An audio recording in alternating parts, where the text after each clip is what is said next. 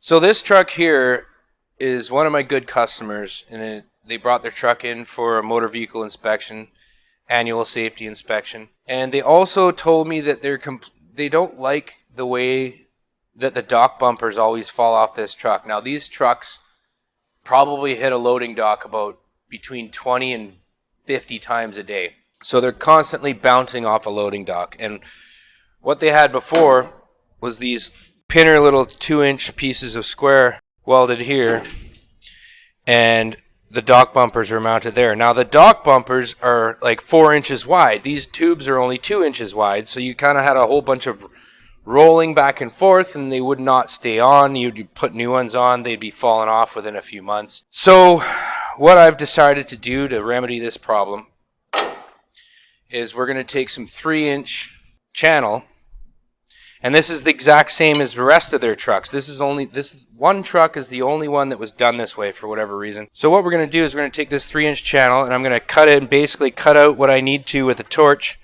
We're going to set that in flush with the back, and then we're going to mount new dock bumpers to that. And we're also going to take some more 3-inch channel. We're going to go, this truck used to have a tailgate. If you would come under here and look, that big round pipe right there is the old mount for the tailgate that used to have. So what I'm going to do, because this whole bumper is bowed in from them hitting the dock so much, I'm just going to take some more channel and I'm going to weld a gusset from there to there. So between the bigger mounts for the dock bumpers and the stronger gusset to the big round tube right there, this thing's going to be able to bounce off a dock 50 times a day for a year, no problem.